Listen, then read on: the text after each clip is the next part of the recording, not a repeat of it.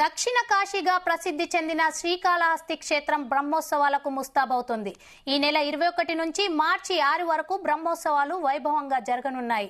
బ్రహ్మోత్సవాలకు రాజకీయ, సినీ ప్రముఖులను ఆహ్వానించారు ఆలయ అధికారులు.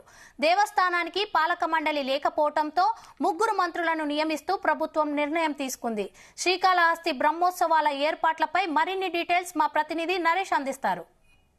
దక్షిణ కైలాసిగా పేరుగాంచినటువంటి శ్రీకాళహస్తి ఆలయంలో నేటి నుంచి బ్రహ్మోత్సవాలు మొదలైంది. మార్చి 6వ తేదీ వరకు కొనసాగుతున్నటువంటి యొక్క బ్రహ్మోత్సవాలకి మినిస్టర్స్ ముగ్గురునైతే అపాయింట్మెంట్ చేసిన తర్వాత వారి యొక్క ఆధ్వర్యంలో ఈ యొక్క బ్రహ్మోత్సవాలు అంగరంగ వైభవంగా చేయడానికైతే కూటమి ప్రభుత్వం సన్నాహాలు అయితే తీర్చిదిద్దుతున్నటువంటి పరిస్థితి అయితే ఉంది. మరోవైపు శ్రీకాళహస్తి బ్రహ్మోత్సవాలకు సంబంధించి అయితే మాత్రం ఇప్పటి వరకు బోర్డు కూడా లేకుండా ఉండడం వల్ల ఈ యొక్క మంత్రుల్ని నియమించడం కూడా జరిగినట్టుగా తెలుస్తా ఉంది. దీనికి సంబంధించి ఇప్పటికే ప్రభుత్వం 10 కోట్ల రూపాయలు ఈ యొక్క శివరాత్రికి సంబంధించినటువంటి బడ్జెట్ అయితే శాంక్షన్ అయితే చేసింది. ఒక 10 కోట్లకు సంబంధించినటువంటి ఒక శివరాత్రికి అయితే మాత్రం అంగరంగ వైభవంగా అయితే ఒక సన్నాహాలు అయితే చేస్తున్నటువంటి పరిస్థితి అయితే ఉంది. దీనికి సంబంధించి ఇప్పటికే ప్రముఖులకి అలాగే రాజకీయ నాయకులకి అందరికీ కూడా ఇన్విటేషన్స్ అయితే పంపించింది. దాదాపుగా ముగ్గురు సీఎంలు అయితే మాత్రం శివరాత్రి రోజున శివాలయంకి అయితే రానున్నట్టుగా కూడా తెలుస్తోంది. అలాగే సెలబ్రిటీకి సంబంధించి కూడా ప్రముఖ సెలబ్రిటీస్ కూడా శ్రీకాళహస్తి ఆలయానికి ఇన్విటేషన్ ఇచ్చినట్టుగా కూడా తెలుస్తా ఉంది.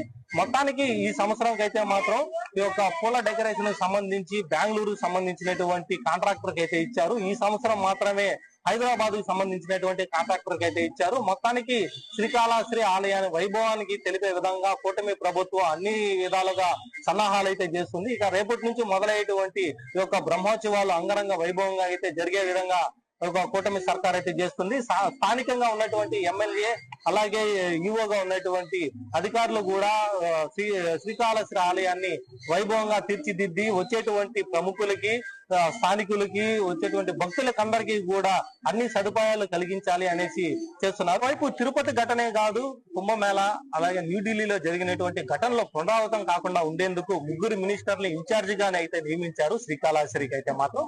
దాంట్లో హోమ్ మినిస్టర్ గా ఉన్నటువంటి వంగలపూడి అనిత కావచ్చు, అలాగే అనగాని సత్యప్రసాద్ జిల్లా ఇన్ఛార్జ్ గా, అలాగే ఇంకొక మినిస్టర్ సత్యప్రసాద్ కూడా ఒక 3 మినిస్టర్లతో పాటు పర్యవేక్షణ చేసి ఒక బ్రహ్మోత్సవాలు విజయవంతం చేసే విధంగా కూడా కొనసాగాలనేసి చంద్రబాబు నాయుడు ఇప్పటికే ఆదేశాలు కూడా జారీ చేశారు. దీనికి సంబంధించి 10 కోట్ల రూపాయలు వ్యయంతో శ్రీకాళహస్తి బ్రహ్మోత్సవాలు అంగరంగ వైభవంగా అయితే కొనసాగుతున్నట్టుగా కూడా ఇప్పటికే తెలిసినటువంటి సమాచారం అయితే ఉంది. అలాగే రేపటి నుంచి కొనసాగేటువంటి వాహన సేవలే కావచ్చు, వాహన సేవల నుంచి భక్తులు వచ్చేటువంటి దర్శనం కూడా అన్ని రకాలుగా అయితే చేస్తున్నారు. వచ్చేటువంటి సెలబ్రిటీస్ కూడా ప్రత్యేకమైనటువంటి లైన్లు, దీనికి సంబంధించినటువంటి భక్తులు వచ్చేటువంటి భక్తులకి కూడా 2-3 లైన్లు కూడా ఏర్పాటు చేశామనేసి చెప్తున్నారు.